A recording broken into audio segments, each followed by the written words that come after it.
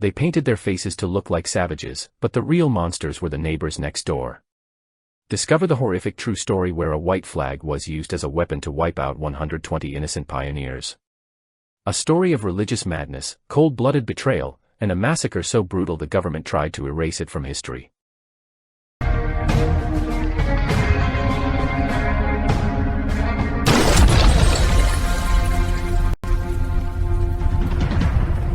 Steppe grass in the lowland of mountain meadows that year grew unnaturally high and succulent, as if the earth itself were preparing for a lavish feast, fertilizing the soil in advance for the roots that would soon drink deep.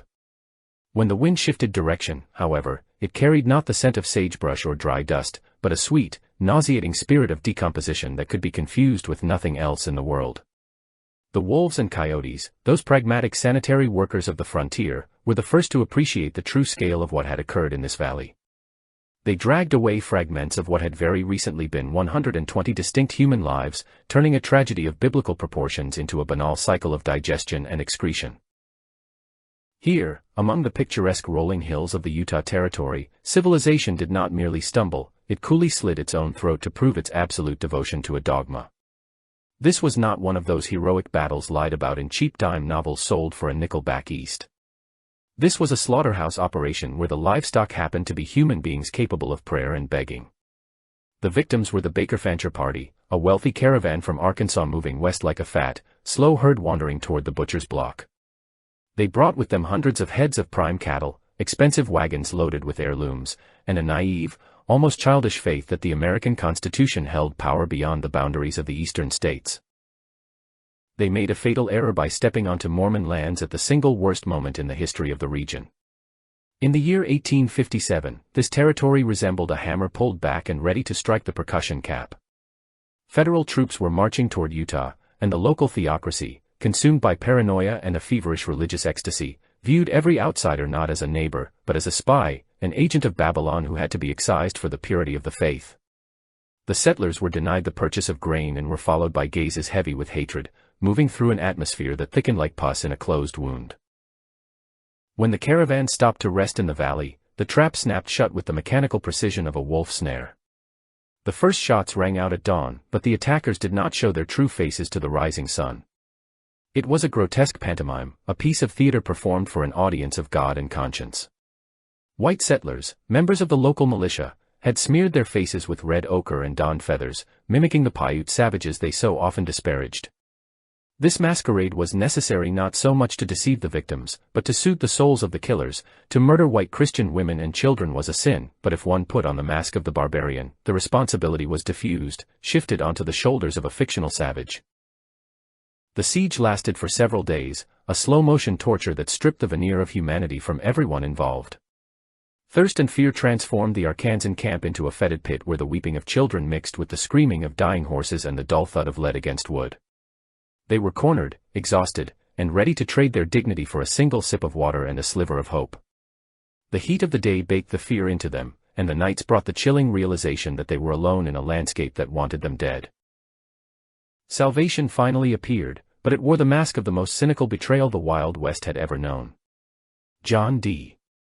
Lee, an adopted son of the Mormon prophet and a major in the militia, walked toward the besieged camp under a white flag of truce.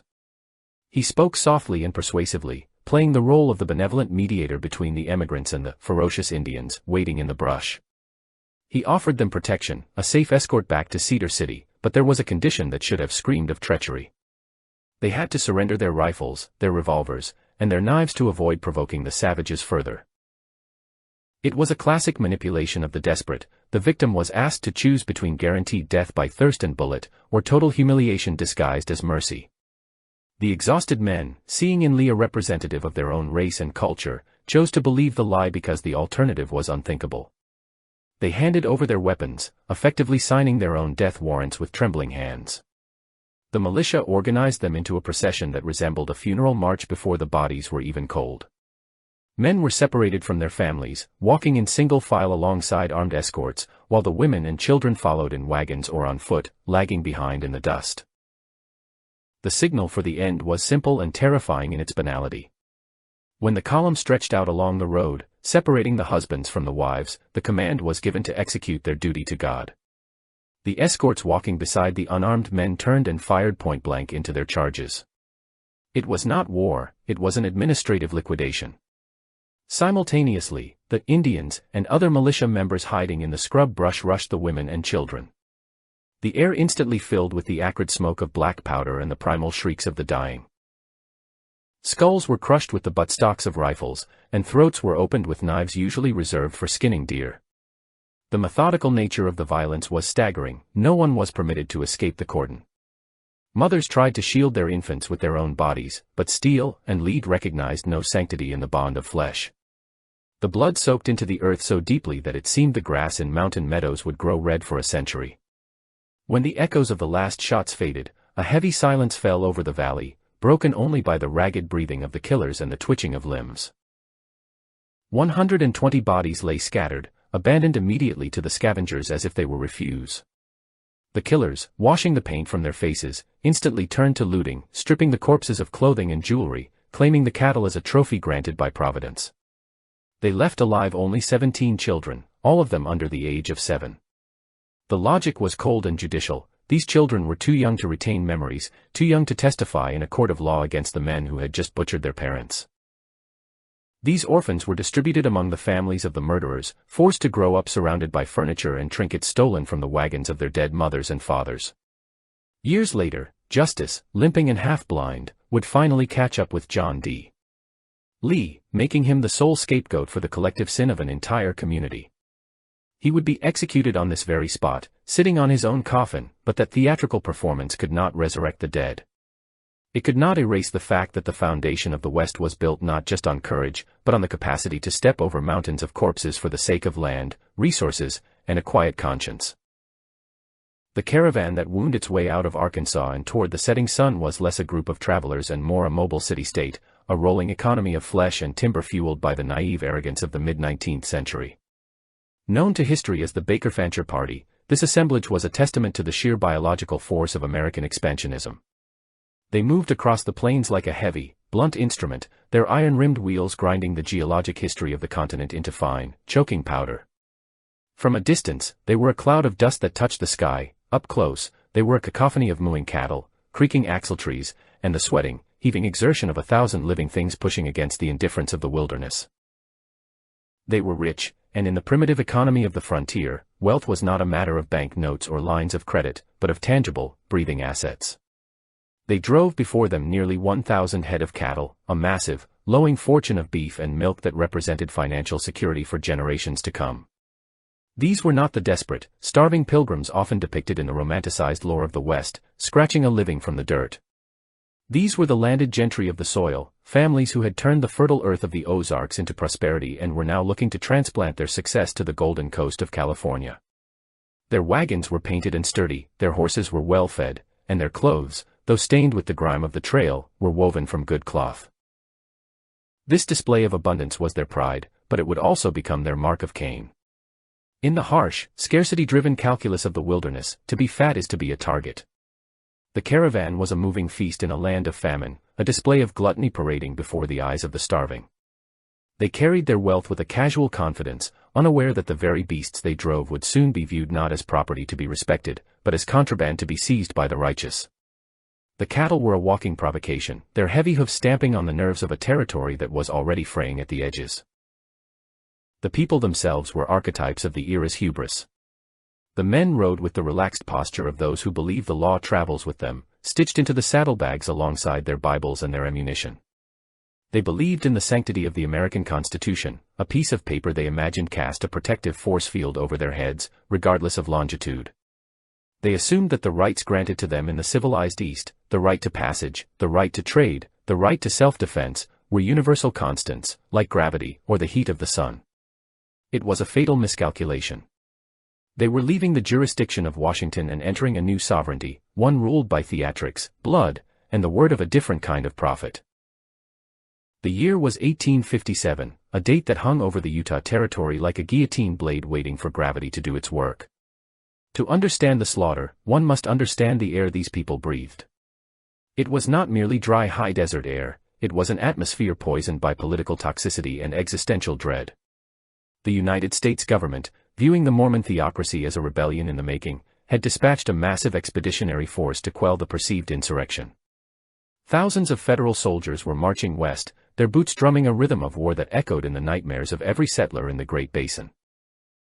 For the religious leadership in Salt Lake City, this was not a diplomatic dispute, it was the apocalypse.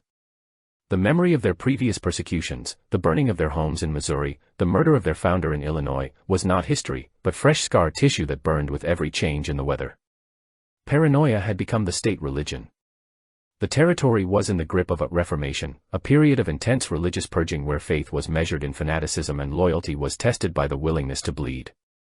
The doctrine was simple: the kingdom of God was under siege, and any measure taken to defend it was not only permissible but ordained. Into this pressure cooker rolled the Baker Fancher party, oblivious to the fact that they were crossing a borderline that existed more in the mind than on any map. They were Gentiles, a term that stripped them of their individuality and reduced them to a singular, threatening mass. To the eyes of the local zealots, watching from the ridges and the shadows of their cabin doors, these Arkansans were not families seeking a new life. They were the vanguard of the invading army, the spies of Babylon come to mark the path for the soldiers who would rape their wives and hang their prophets. Every laugh from the wagon train was an insult, every crack of a whip was a threat. The atmosphere shifted perceptibly as the caravan moved deeper into the territory. The wide, open hospitality of the plains was replaced by a claustrophobic silence. The landscape itself seemed to conspire against them, the red rocks and twisted juniper trees standing like silent sentinels of a hostile power. The settlers they encountered were no longer the curious, bartering pioneers of the previous weeks. These men stood with arms crossed, their faces hard masks of suspicion, their eyes tracking the movement of the wagons with predatory intent. Women pulled their children indoors and slammed shutters closed, as if the mere sight of the outsiders carried a contagion. Survival on the trail depended on the ability to trade, to convert exhausted draft animals for fresh ones, to buy grain for the horses and flour for the people. This was the lifeblood of the trail, an ancient economic rhythm that allowed travel across the continent. But here, the economy had been weaponized. The word had come down from the high pulpit: do not trade with the enemy. Do not sell them a kernel of wheat. Do not give them a scrap of kindness. The war policy was in effect a scorched earth strategy designed to hoard every ounce of resource for the coming conflict with the United States Army. The captains of the Arkansas train tried to buy supplies in the settlements of Cedar City and Parowan, offering gold and silver that would have been a fortune in any other context. They were met with stone walls. Millers stood in front of their grain silos, arms folded, claiming they had nothing to spare, while their barns burst with the harvest. It was a cold, bureaucratic violence. The refusal to sell food was a weapon as potent as any rifle, a slow-acting poison administered with a shake of the head and a slammed door. The wealth of the Arkansans was suddenly rendered worthless: gold cannot be eaten, and silver cannot soothe the blistered feet of a dying ox. Frustration within the caravan began to mount, transforming into a dangerous aggression. Some of the younger men in the party, the wildcats, who lacked the tempered patience of the older family heads, began to lash out. They cracked jokes about the local religion, spat on the ground when passing the locals, and boasted about what the coming army would do to this strange desert kingdom. These were foolish, empty threats born of fear and exhaustion, but to the paranoid ears of the locals, they were confessions of guilt. Every curse word uttered by an Arkansan drover was caught, magnified, and passed up the chain of command as proof that these were not innocent travelers, but a mob of assassins sent to destroy the saints. The physical toll of the journey began to merge with the psychological weight of being hated. The oxen, denied the pasture and grain they needed, grew gaunt, their ribs showing through their dusty hides like the bars of a cage. The people, rationing their dwindling supplies, grew irritable and anxious. The dust that coated their skin felt different here. It felt like the ash of a cremation, clinging to their sweat, refusing to be washed away. They were walking through a land that had already judged them, found them wanting, and sentenced them to death, though the warrant had not yet been served. Rumors began to swirl through the camp at night, whispered over dying campfires while the sentries peered into the darkness. They spoke of shadowy figures tracking their movements, of Indian shapes on the horizon that moved with the discipline of white men. They felt the eyes of the territory on them, 1,000 unseen witnesses recording their every move, waiting for the moment of weakness. The isolation was absolute. They were hundreds of miles from help, cut off from the world they understood, trapped in a geographic bowl where the only law was the will of the local priesthood. The leadership of the caravan, men who had navigated rivers and storms, found themselves paralyzed by this new, invisible enemy. They could not shoot a refusal to trade, they could not negotiate with a silence. They pushed on, hoping to cross the southern rim of the Great Basin and escape into the Mojave, believing that distance would solve the problem. They did not understand that they were not merely passing through a territory, they were traveling through a fever dream of religious nationalism. They were the foreign body in the bloodstream, and the white blood cells were gathering to attack. As they approached the high mountain valleys, the air grew thinner and colder, a stark contrast to the heat of the lower deserts. The landscape was beautiful in a cruel, indifferent way, with meadows of lush grass that beckoned to the starving cattle. It was a siren song. The lushness of mountain meadows was the bait in the trap. It was the perfect place to rest, to let the animals graze, to repair the wagons before the final, brutal push across the desert to California. It looked like a sanctuary. It was, in fact, a killing jar. The tension in the region had reached a breaking point. The local militias were drilling daily, their sermons filled with the imagery of blood and cleansing. The arrival of the Fancher train was the spark that drifted toward the open keg of gunpowder. The local leaders, consumed by the fear that these travelers would circle back with the federal army to guide them to the secret hiding places of the faithful, made a calculation that was devoid of humanity but rich in strategic logic. If the caravan was allowed to pass, the secret of the territory's defenses would be compromised. If they were destroyed, the threat was neutralized, and the blame could be shifted to the unpredictable savages of the wild. The decision was not made in a moment of passion, but in a series of meetings, whispers, and silent nods. It was a bureaucratic conspiracy, a banality of evil where murder was discussed with the same tone as irrigation rights or cattle branding. The humanity of the 120 souls in the wagon train was stripped away layer by layer until they were nothing more than a variable in an equation of survival. The women were not mothers, they were breeders of enemies. The children were not innocents, they were the seeds of future retribution. The men were not farmers, they were the soldiers of Babylon. By the time the caravan unhitched their oxen in the grassy swale of the meadows, the mechanism of their destruction was already grinding into gear. They set up their camp in a defensive circle, a habit of the trail, but the wheels of the wagons were locked together not just against the night, but against a darkness they could sense closing in. The smoke from their fires rose straight up into the still air, a signal beacon marking the location of the sacrifice. They cooked their meager rations, sang their hymns, and tried to ignore the feeling that the silence of the surrounding hills was holding its breath. The trap had been laid with meticulous care. The actors were in place, the costumes of the savages were prepared, and the moral justifications had been distributed like ammunition. The Baker-Fancher party had ceased to be a group of human beings in the eyes of their observers, they had become a pestilence that required a cure. As the sun dipped below the horizon on that final evening of peace, the shadows stretched long and black across the grass, reaching out to touch the wheels of the wagons like the fingers of a grave digger measuring his work. The stage was set for the performance of a nightmare, and the audience of wolves and vultures was already beginning to gather in the wings. The geography of mountain meadows was a geological promise that turned into a tactical coffin. The valley was shaped like a shallow basin, a feature that initially offered the weary travelers the comfort of containment and shelter from the wind, but which now served only to focus the geometry of fire. As the sun began to bleed over the eastern ridges on that Tuesday morning, the shadows retreated, revealing the hopeless reality of the Arkansans' position. They had circled their wagons on low ground, a defensive posture learned on the open plains against mobile threats, but here, in this amphitheater of stone and scrub oak, they were merely placing themselves at the bottom of a shooting gallery. The high ground belonged entirely to the invisible enemy, and gravity itself became a weapon, carrying lead slugs down into the soft flesh of the camp with terrifying velocity. The silence of the dawn was not broken, it was shattered by the physics of combustion. 1,000 grains of black powder ignited in unison from the ravines and the sagebrush, sending a hail of lead tearing through canvas, wood, and bone. The morning coffee, boiling over open fires, was suddenly mixed with the arterial spray of the men standing nearest the perimeter.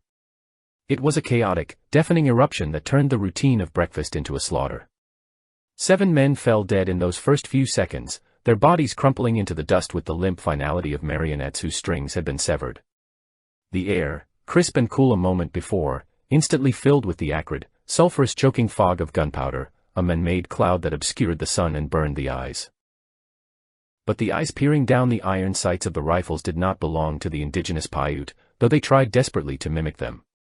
This was a masquerade of the macabre, a piece of theater performed for the benefit of a silent god and a twisted conscience.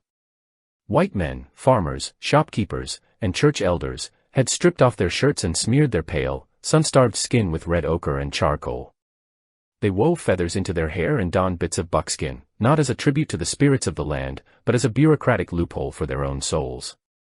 This was the dark pragmatism of the frontier: if one looks like a savage, one is permitted to act like one. The paint was a barrier against damnation. To shoot a fellow Christian, a man who looked like one's own brother or father, was a violation of the commandments they held dear. It was a sin that would stain the soul.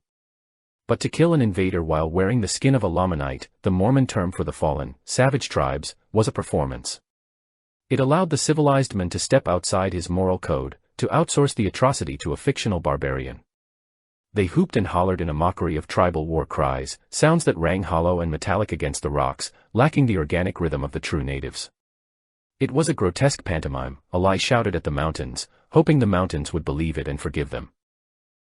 The initial assault, designed to wipe out the camp in a single wave of terror, failed to achieve its total objective. The Arkansans, though surprised, were hardened by months on the trail and years of life in the backwoods. They were armed with excellent Kentucky rifles and heavy revolvers, and they fought back with the ferocity of cornered rats. They returned fire blindly into the smoke, their bullets chipping the rocks where the attackers hid. Realizing that a quick massacre was impossible, the militia pulled back, settling into the rocks to begin a siege. The dynamic shifted from assault to attrition. The trap had snapped shut, but the prey was still kicking, and so the slow, grinding work of crushing them began. Inside the wagon circle, the world shrank to a diameter of 50 yards. The men, moving low to avoid the sniper fire that pitted the ground around them, used shovels and bare hands to dig into the earth. They threw up a low berm of dirt and wagon wheels, creating a fragile island of resistance in a sea of hostility. They chained the wheels together and filled the gaps with bedding, sacks of flour, and the bodies of their dead oxen. It was a fortification built of despair, a wall that could stop a bullet but could not stop the creeping realization of their doom. The cattle, hundreds of them, were driven off by the attackers or shot where they stood, their carcasses adding to the mounting barricade of rotting meat. Then came the true enemy, more patient and cruel than any bullet: thirst. The spring that had drawn them to this meadow, the cool, bubbling source of life that had promised refreshment, was only 100 yards away. It sat there, glittering in the sunlight, taunting them with the visual promise of relief. By the second day, that distance might as well have been the breadth of the Atlantic Ocean. To step beyond the circle of wagons was to invite a sniper's bullet to the brain. The militia controlled the water, and they guarded it with a jealous, lethal intensity. The physics of the human body began to work against the besieged, the desert air sucked the moisture from their pores, and the adrenaline of combat burned through their reserves. The crying of the children became a constant, grating soundtrack that sawed at the nerves of the men gripping their rifles. It was not a cry of petulance, but the low, rasping whimper of physiological failure. Their tongues swelled in their mouths, turning black and useless. Mothers, their own bodies failing to produce milk, pricked their own fingers to wet the lips of their infants with blood, a desperate, cannibalistic communion of survival. The concept of family, of protection, crumbled under the biological imperative of hydration. Men looked at the water barrels, now dry and smelling of old wood, with a longing that bordered on sexual desire. The value of gold, of the cattle they had lost, of the land they were traveling to, evaporated. A cup of muddy water was now worth more than the entire gross domestic product of the Arkansas Territory. The corral became a cesspool. With over 100 people and dozens of dying animals confined to a space the size of a large garden, hygiene collapsed within hours. There were no latrines, no privacy, no way to dispose of the waste. The smell of human excrement mixed with the metallic copper scent of blood and the sweet, cloying odor of gangrene setting into untreated wounds. Flies, sensing the feast, descended in black clouds, laying their eggs in the open sores of the living and the dead alike.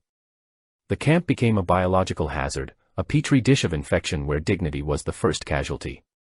To stand up was to die, so they lay in their own filth, pressing their faces into the dirt to find a degree of coolness, breathing in the spores of their own decay. Up on the ridges, the disguised militia members watched the slow degradation of their prey with the clinical detachment of scientists observing a colony of insects under a magnifying glass. They ate their rations of dried meat and bread, passed canteens of cool water between them, and wiped the sweat from their painted brows. They took shifts, sleeping in the shade of the junipers while their brothers kept the rifles trained on the valley floor. There was no hurry. The sun was their ally, time was their weapon.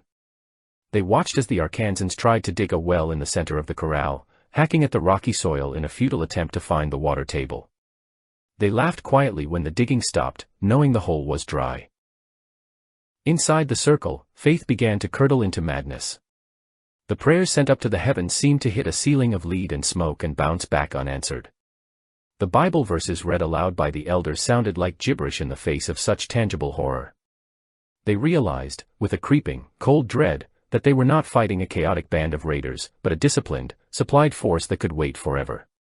The Indians were shooting with the precision of trained marksmen, and their movements were coordinated by military signals. The disguise was wearing thin, the paint failing to cover the tactical doctrine of the white men.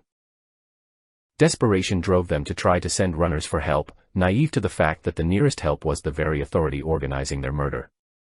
3 men slipped out into the darkness on the second night, hoping to crawl through the sagebrush and reach Cedar City to summon the militia, the ultimate irony. They were carrying a plea for salvation to the architects of their destruction. They were hunted down like deer. The militia intercepted them, and their bodies were left in the brush, another message to the trapped caravan that the net was sealed tight. There was no government to appeal to, no lawman coming over the hill.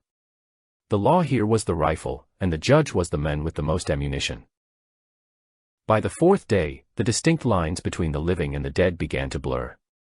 The corpses of those killed in the first volley were bloating in the sun, pushing against the living who used them as sandbags. The gases of decomposition hissed from the bodies, joining the chorus of misery. The living were phantom-like, their eyes sunken into dark sockets, their lips cracked and bleeding. They were no longer a community of hopeful pioneers, they were a collective wound, a single organism writhing in pain. The social contract had dissolved. They were biological machines malfunctioning due to lack of input. The ammunition was running low. The men counted their remaining rounds with trembling fingers, knowing that once the lead was gone, the butchery would become manual. They looked at their wives and daughters with a new, terrifying calculation, wondering if a quick bullet from a husband's gun would be a greater mercy than what awaited them at the hands of the savages. The air in the valley was heavy, not just with the smell of death, but with the psychic weight of absolute abandonment. The sky was a vast, indifferent blue dome that looked down on the atrocity without blinking. It was in this state of absolute brokenness, physically ruined, psychologically shattered, and spiritually hollowed out, that they saw it. A movement on the horizon. Not a muzzle flash, not a painted face, but a shape that signaled the end of the nightmare. It was a vehicle approaching. And more importantly, it was not carrying a weapon. It was carrying a flag. A piece of white cloth fluttering in the breeze, crisp and clean against the backdrop of blood and dirt. It looked like an angel. It was, in reality, the final mechanism of the trap, the lure designed to pull the last shred of resistance from their exhausted bodies. But in that moment, through the haze of heat and delirium, it looked like hope. And hope, in the context of mountain meadows, was the most dangerous weapon of all. The white flag that crested the ridge was not a symbol of purity. In the context of the high desert slaughterhouse, it was merely a tactical punctuation mark, a pause for breath before the final sentence was delivered. To the dehydrated, sun-blinded eyes of the Arkansans, however, that fluttering scrap of cloth looked like the wing of a dove descending from a heaven that had ignored them for 4 days. It signaled a cessation of the noise that had been drilling into their skulls, the crack of rifles, the screaming of ricochets, and the moaning of the dying. The silence that followed the appearance of the flag was heavy and physical, pressing down on the valley floor with the weight of an atmospheric depression. It was the silence of a held breath, the suspended moment before a trap snaps shut, but the desperate souls in the wagon circle interpreted it as the sudden onset of peace. Approaching the camp with the confident stride of a man who holds all the cards was John D. Lee. He did not crawl through the brush like the savages he commanded, he walked upright, a figure of authority and civilization amidst the chaos. As a major in the militia and an adopted son of the prophet, he carried the aura of divine sanction. His clothes were relatively clean, his belly was full, and his demeanor was that of a stern but benevolent schoolmaster coming to break up a playground brawl. To the filth-encrusted, starving emigrants, he appeared as a mirror image of themselves, a white man, a Christian, a farmer. His presence suggested that the world had returned to its axis, that the nightmare of painted faces and animalistic violence was over, replaced by the rational order of negotiation and diplomacy. Lee's performance was a masterclass in sociopathic manipulation. He did not come as a conqueror, but as a harried mediator, a man caught between a rock and a hard place, trying to save lives. He spoke to the leaders of the caravan with a grave urgency, explaining that the Paiute tribes were in a frenzy, their bloodlust stoked to a fever pitch that he could barely control. He painted a picture of himself as the only barrier holding back a tidal wave of red skin and scalping knives. The lie was elegant in its simplicity. The local militia wanted to help, but they could not be seen aiding the enemies of the Indians without drawing the wrath of the tribes upon their own settlements. It was a narrative that played perfectly into the racial anxieties of the era. The white men would stick together against the wild, but there were conditions. The terms of the salvation were presented not as demands, but as necessary logistical adjustments for their own safety. To appease the watching savages, Lee explained, the emigrants had to look harmless. They had to surrender the very tools that had kept them alive for the last 96 hours. They were told to lay down their Kentucky rifles, their Colt revolvers, their skinning knives, and their ammunition. The logic offered was twisted but compelling to a terrified mind. If they walked out armed, the Indians would see it as a provocation and attack. If they walked out as prisoners of the militia, the Indians would respect the sovereignty of the Mormon claim and let them pass. It was a choice between a gamble on the mercy of a white brother or the certainty of death at the hands of a heathen. For the men of the Baker Fancher party, this moment was the psychological breaking point. To give up one's gun on the frontier was not merely a tactical error, it was a surrender of manhood, a voluntary castration of one's ability to protect family and property. The rifle was the extension of the will, the only veto power a man had against a hostile universe. They looked at the weapons that had grown hot in their hands, the stock slick with their own sweat and grease. They looked at their wives, whose faces were masks of dust and tear tracks. They looked at their children, whose lips were cracked and bleeding from thirst. The biological imperative to preserve the genetic line overrode the instinct of the warrior. With hands shaking from exhaustion and shame, they began to stack their weapons in the center of the corral. The pile of steel and wood grew, a monument to their defeat. The clatter of metal on metal was the sound of hope dying, though they did not know it yet. The militia members, who had now emerged from the brush, collected the arms with the efficiency of quartermasters, loading them into a wagon. They moved with a discipline that should have alarmed the Arkansans. These were not the movements of a hastily assembled posse, but the drilled maneuvers of a military unit. But the emigrants were too far gone, too drunk on the promise of water and safety to notice the grim precision of their rescuers. They were busy lifting the burden of defense from their shoulders, unaware that they were also removing the only reason their enemies had to keep them alive. With the teeth of the caravan extracted, the militia proceeded to the next stage of the liquidation, the separation of the herd. In any slaughterhouse, the efficiency of the kill depends on breaking the collective strength of the animals. Lee and his lieutenants issued orders to split the group into 3 distinct columns. This was explained as a measure to keep the dust down or to facilitate a quicker exit, but the tactical intent was transparent to anyone not blinded by desperation. They needed to separate the men from the women and children to prevent any last-minute coordinated resistance.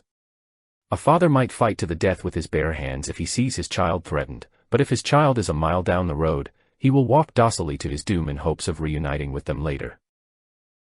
The first group to depart consisted of the wounded, the sick, and the youngest children. 2 wagons were brought forward, the very wagons that had belonged to the emigrants, now appropriated for the transport of the damaged goods. The injured men, some delirious with fever and pain, were lifted onto the rough planks. They groaned as the wheels turned, their bodies jostling against one another. These were the burdens, the ones who could not walk to their own execution, so they were granted a ride. The drivers of these wagons were Mormons, their faces set in stone, eyes fixed on the horizon, refusing to make eye contact with the human cargo they were delivering to the void. Next came the women and the older children. They were organized into a ragged, walking column behind the wagons. This was perhaps the most pathetic sight of the entire tragedy. These women, who had endured the hardships of the trail, the fear of the siege, and the starvation of their families, now walked with a sudden, frantic energy. They adjusted their bonnets, smoothed their filthy dresses, and clutched the hands of their sons and daughters.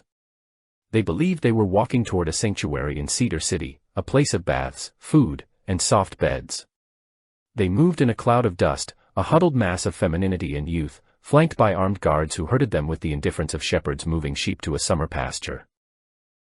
Finally, the men were lined up. This was the most critical component of the formation. They were ordered to march in single file, each man separated from the next by several paces. This spacing was not accidental, it was a geometric necessity to ensure that no two men could communicate or coordinate a sudden rush. To complete the trap, an armed militia member was assigned to walk alongside each unarmed emigrant. It was presented as an honorary escort, a gesture of protection. In reality, it was a one-to-one marking system. Each executioner was assigned his specific target, walking shoulder to shoulder with him, breathing the same air, sharing the same rhythm of steps. The intimacy of this arrangement was chilling. The killer and the victim walked as companions, united in a synchronized march toward oblivion. As the procession began to move out of the meadow and onto the road leading north, a strange, hallucinatory atmosphere settled over the valley. The noise of the siege was gone, replaced by the creaking of wagon wheels and the scuffling of hundreds of boots on the rocky soil. It was a funeral procession for people who were technically still alive. The sun beat down with an impartial intensity, illuminating the scene with a stark, high-contrast clarity. There were no shadows to hide in anymore.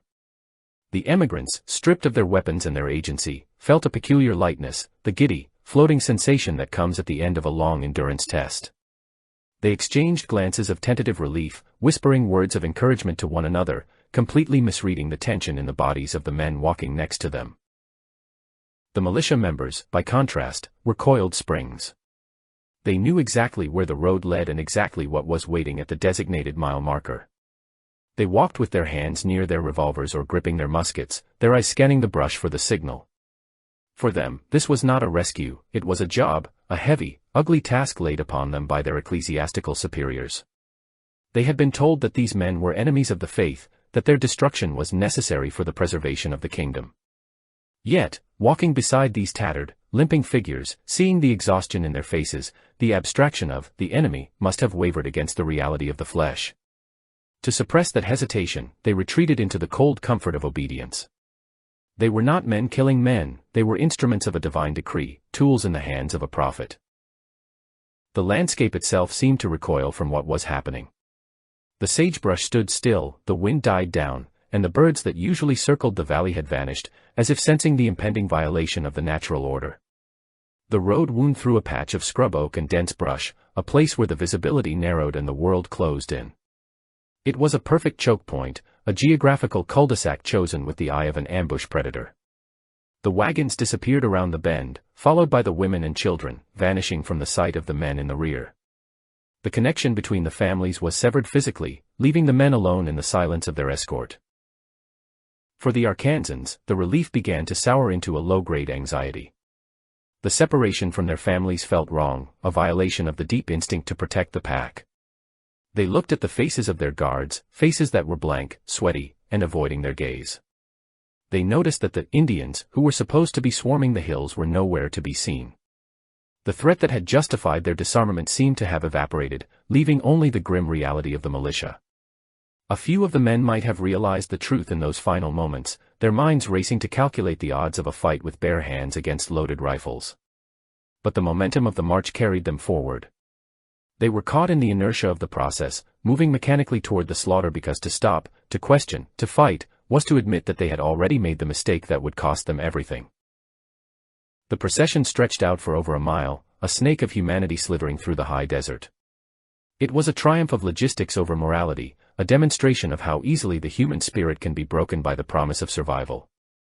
They had traded their iron for hope, and they were about to discover that in the economy of the Wild West, hope was a counterfeit currency.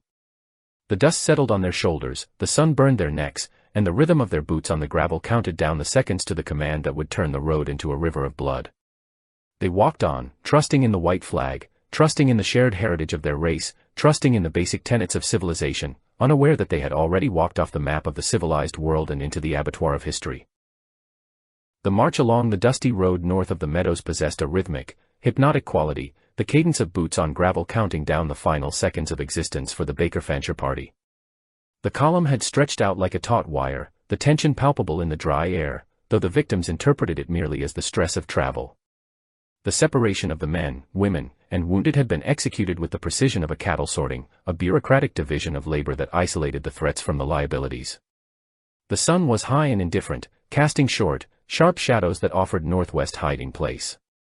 To the men walking in single file, the world had narrowed to the back of the neck of the men in front of them and the heavy breathing of the armed guard walking at their elbow.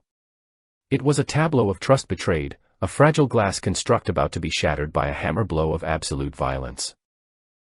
The signal, when it finally came, was not a scream of rage or a war cry, but a chillingly administrative command.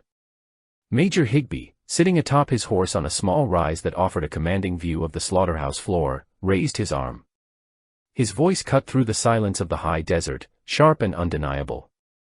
He shouted the words that would echo in the nightmares of the region for a century: "Halt! Do your duty to Israel." It was a phrase that perfectly encapsulated the twisted logic of the massacre, a synthesis of military discipline and religious fanaticism. It framed the act of murder not as a crime, but as a sacramental obligation, a necessary chore required by the Almighty for the preservation of the faith. The reaction of the militia members walking beside the emigrant men was instantaneous, a reflex drilled into them by fear and authority. In one fluid motion, the guards pivoted. The illusion of the protective escort evaporated, replaced by the reality of the execution squad. The muzzles of their rifles and revolvers, which had been pointed at the ground or the horizon a split second before, were now pressed against the ribs, the temples, and the chests of the unarmed men they were walking with. There was no distance to miss, no time to plead, no space for the brain to process the betrayal. The intimacy of the violence was staggering. The killer and the victim were close enough to smell each other's sweat, close enough to feel the body heat of the other. The volley that followed was a single, ragged tear in the fabric of the afternoon. The sound was deafening, a thunderclap born from the earth rather than the sky. Smoke, thick and white, erupted from the line, instantly obscuring the vision. But the physics of the event were brutally clear. 50 men died in the span of a single heartbeat. The impact of the heavy lead slugs at point-blank range did not just kill, it erased the personhood of the victims, turning them instantly from fathers and husbands into inanimate matter. They crumpled into the dust without a fight, their bodies betraying them, their blood splashing onto the boots of the men who had just promised them safety. It was not a battle, it was the shutting down of a machine. Simultaneously, the violence erupted at the head of the column, where the two wagons carrying the wounded and the smallest children were trundling along. This was perhaps the coldest aspect of the operation. The men lying on the wagon beds, feverish from untreated wounds or weakened by the siege, were the most helpless of all. They could not run, they could not even stand. The drivers of the wagons, Mormon neighbors who had sat in silence for the journey, pulled their reins and turned in their seats. They drew their pistols and fired down into the wagon beds. It was like shooting fish in a barrel, a grim cleanup operation to ensure no loose ends remained. The screams of the dying men were muffled by the canvas covers, turning the wagons into trembling, blood-soaked coffins on wheels. But the horror reached its zenith with the women and older children, who were trailing behind the wagons on foot. When the sound of the volley from the rear reached them, a split second of confusion reigned, a moment where they perhaps thought the Indians had attacked the men, and that their protectors were fighting back. That hope died instantly as the brush along the side of the road exploded with movement. The Indians, white men painted with ochre and charcoal, stripped to the waist, their eyes wide with a manufactured frenzy, burst from their hiding places. They did not fire from a distance, they charged. This phase of the massacre was designed to be primal, a chaotic storm of savagery that would conceal the true identity of the perpetrators under the guise of tribal warfare. The women, seeing these painted demons descending upon them, clustered together in a futile instinct of herd preservation. They shrieked, a sound that rose above the gunfire, a raw, primal vibration of absolute terror. But the attackers did not stop. They crashed into the group of women and children with the force of a landslide. The weaponry here was different. While the men had been dispatched with the clean efficiency of the bullet, the women and children were subjected to the brutal intimacy of the knife, the hatchet, and the rifle butt. The order was to spare no one who could talk, and ammunition was precious. The result was a melee of blunt force trauma and exsanguination. Skulls were crushed with a sickening crunch as heavy wooden rifle stocks were swung like clubs. The painted men, fueled by adrenaline and the dissociation provided by their costumes, struck out with a mechanical ferocity. They were working hard, sweating through their paint, grunting with the exertion of killing. Throats were slit with skinning knives, the blades biting deep into the soft tissue, severing voices mid-scream. The blood spray was hot and copious, painting the sagebrush and the rocks in vibrant, horrifying crimson. It was a scene from the darkest recesses of the medieval mind, reenacted on the American frontier by men who considered themselves the chosen saints of a new Zion. The methodical nature of the slaughter was terrifying. This was not a frenzy of passion where control was lost, it was a job being done. When a woman tried to run, dragging her skirts through the dust, she was chased down and dispatched. When a boy of 10 or 12 tried to scramble up the hillside, he was picked off by a marksman or pulled down by a pair of painted hands. The killers moved through the crowd of screaming humanity, extinguishing lives like one would snuff out candles. There was a terrifying competence to it. They checked the bodies, ensuring that those who fell were actually dead, delivering a final blow or a final shot to anyone who twitched. Mothers, driven by the most ancient biological imperative, tried to use their own bodies as shields. They wrapped their arms around their children, curling around them on the ground, offering their own backs to the blows. They begged, not for themselves, but for their offspring. "Save the babies," they cried, their voices cracking with hysteria. But the steel and lead knew no pity. The bullets passed through the mothers to kill the children beneath them. The knives found their marks. The attackers had hardened their hearts to the point of calcification. They saw not human beings, but vipers that had to be crushed before they could bite the heel of the church. The older children, those who were just on the cusp of understanding what was happening, were targeted with specific ruthlessness. They were the witnesses, the ones who could point a finger and say, "I know that man." Therefore, they had to die. They were hunted through the scrub oak, their small legs pumping in a desperate race against grown men. They were caught and butchered without ceremony. The brutality was a function of the cover-up, the magnitude of the crime required the magnitude of the silence that would follow. Every throat cut was a loose end tied off, every crushed skull was a potential deposition destroyed. The air in the valley became unbreathable.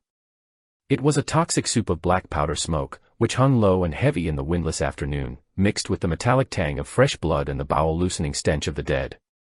The visuals were a nightmare of contrasts, the bright blue sky above, the gray-green sagebrush, and the shocking red that was now splashing everywhere. The white dust of the road turned into a red mud, a paste of soil and life fluid that clung to the boots of the killers. The noise shifted from the roar of gunfire to the wet, ragged sounds of the dying, the gurgling of severed tracheas, the weeping of the few survivors, and the heavy, panting breaths of the murderers. The Indians began to shed their disguise in the heat of the moment. The paint ran in streaks down their faces, revealing the pale skin of farmers and shopkeepers underneath. The feathers fell from their hair, trampled into the bloody dirt. In the frenzy, they called out to each other by name, "Brother Lee, Brother Higby," shattering the illusion they had worked so hard to create. But it didn't matter anymore.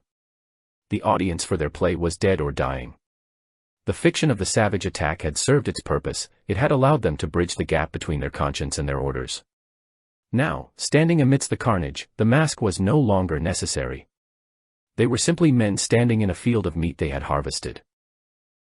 As the last cries were silenced, a heavy, suffocating stillness returned to mountain meadows. The birds, terrified by the noise, had long since fled. The insects had not yet returned. The only sound was the wind rustling the dry grass and the soft weeping of the 17 small children, all under the age of 6, who had been pulled from the arms of their dead mothers and clustered together, too young to understand the magnitude of their loss, but old enough to feel the terror. They were the only things left alive in a landscape that had been meticulously scrubbed of life. The ground drank the blood greedily, as if the desert itself was thirsty. The massacre had taken less than an hour from the first signal to the final stillness. In that short span of time, a universe of human potential, generations of descendants, stories, inventions, loves, and labors, had been extinguished. The bodies lay in heaps, tangled together in death as they had been in life. The women's dresses, once their Sunday best, were now rags soaked in gore. The men's hands, calloused from work, lay open and empty in the dirt. The massacre was complete. The biological and economic survival of the theocracy had been secured through the currency of murder, and the bill had been paid in full by the blood of the innocent. The sun began its descent, casting long shadows over the field of the dead, indifferent to the atrocity it had just illuminated. When the reverberations of the final gunshot were swallowed by the vast, indifferent acoustics of the basin, a silence descended that was heavier and more oppressive than the noise of the slaughter. It was not the peaceful silence of the wilderness, but the stunned, vacuum-like quiet of a cathedral where the altar has just been desecrated. The blue smoke of black powder hung low over the sagebrush, a man-made fog that refused to dissipate, clinging to the ground as if trying to hide the atrocity from the eyes of the heavens. In the span of an hour, a vibrant community of 120 souls had been converted into a sprawling field of inanimate biological matter.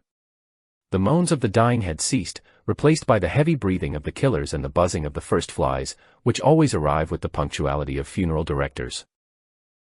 The transformation of the perpetrators began immediately, a shifting of gears from the frenzied heat of the massacre to the cold, calculating pragmatism of the frontier economy.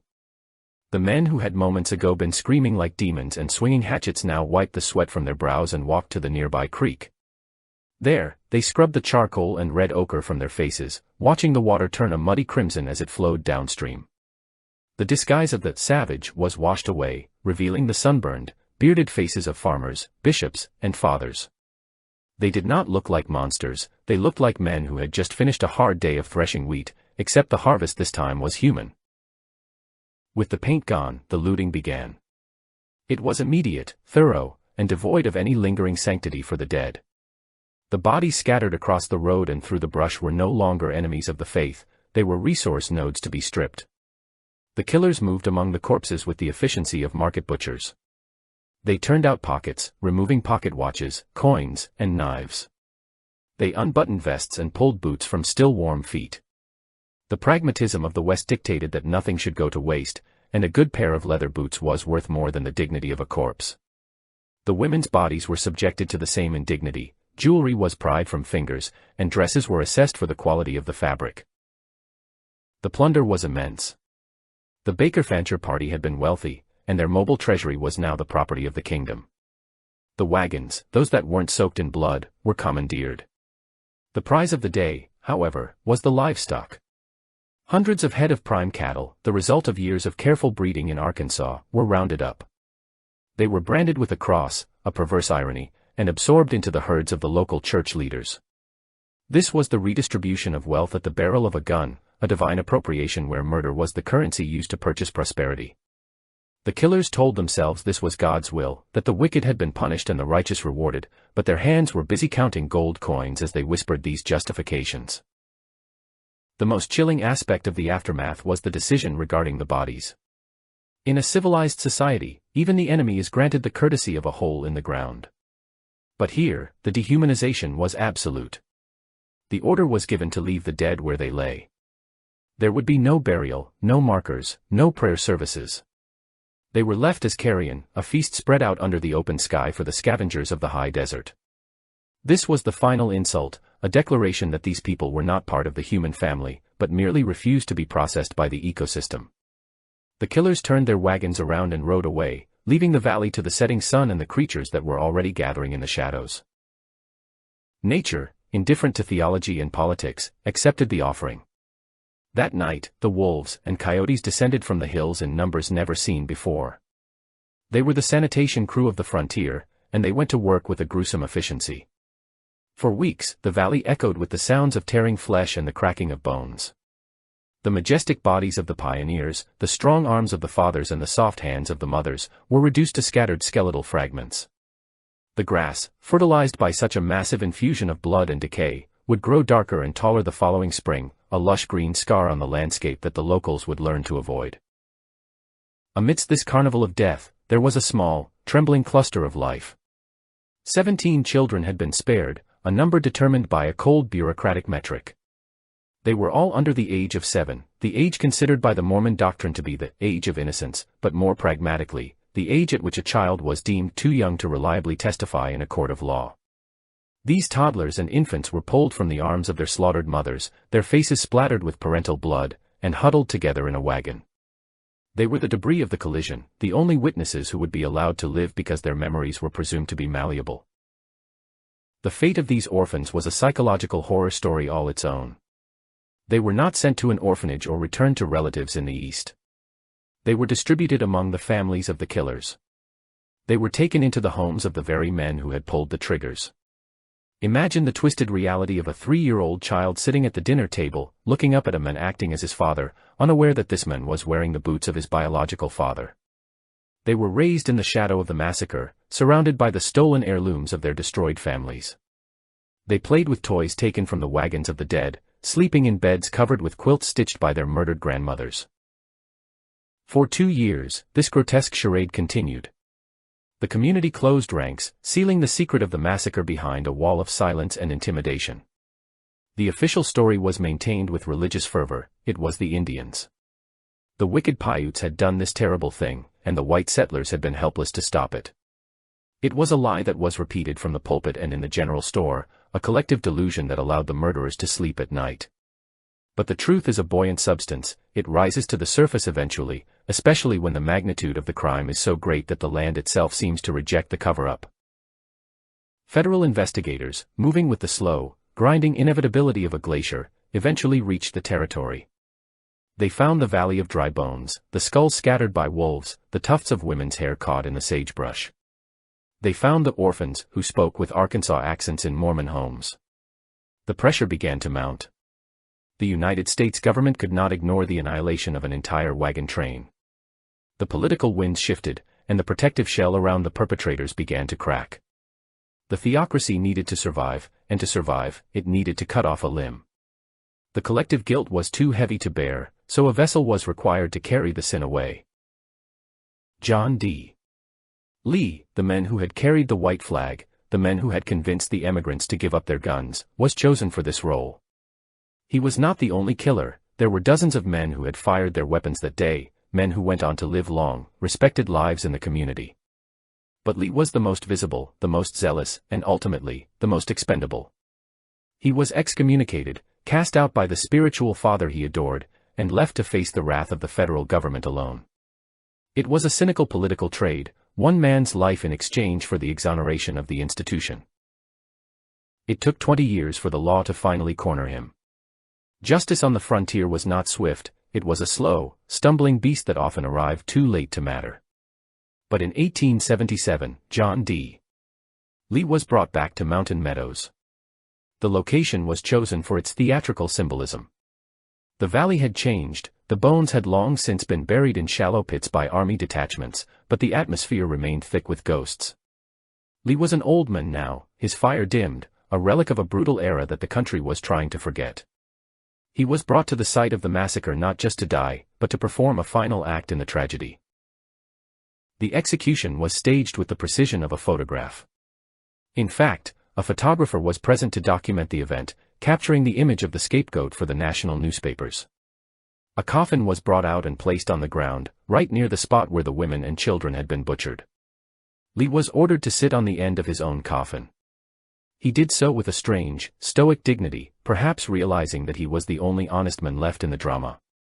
He spoke his final words, claiming he had been betrayed by his leaders, that he had only followed orders, the eternal refrain of the executioner. He tied a white handkerchief over his eyes, shielding them from the sun that had watched him kill 2 decades earlier. The firing squad was composed of 5 men. In a final nod to the inability of the law to look itself in the eye, the men were hidden inside a wagon, firing through holes cut in the canvas tarp. Even in the act of justice, there was a need for concealment, a refusal to show the face of the state. The command was given. 5 rifles cracked in the thin mountain air. John D. Lee fell backward into his coffin, his body pierced by the bullets that were meant to balance the scales for 120 murders. But as the smoke cleared once again over Mountain Meadows, there was no sense of cleansing. The execution of one old man could not resurrect the dead. It could not unrape the women, uncrush the skulls of the children, or return the stolen years to the orphans. It was a performative ritual, a blood sacrifice offered to the god of public opinion to close the book on an ugly chapter. The death of Lee allowed the nation to turn the page, to pretend that the violence of the frontier was an aberration caused by a few bad apples, rather than a systemic feature of expansion. The truth, however, remained buried in the soil of the meadow, entangled with the roots of the sagebrush. The massacre was not an anomaly; it was the raw, distilled essence of the Wild West. It was the ultimate expression of the us versus them mentality that drove the conquest of the continent. It stripped away the romantic myths of cowboys and freedom, revealing the dark machinery beneath, the xenophobia, the religious fanaticism, the greed, and the terrifying capacity of ordinary men to commit unspeakable evil when they believe they have the moral high ground. The American West was not won with a smile and a handshake. It was purchased with lead and blood, built on a foundation of bones that were paved over by highways and towns. Mountain Meadows stands as a silent monument to this reality. The wind that blows through the valley today still carries a chill that has nothing to do with the temperature. It is the whisper of the 120 souls who learned, in their final terrifying moments, that civilization is a fragile mask, and underneath it, the wolf is always waiting to feast. The white flag of truce, fluttering in the memory of the land, remains the ultimate symbol of the betrayal that lies at the heart of the frontier myth.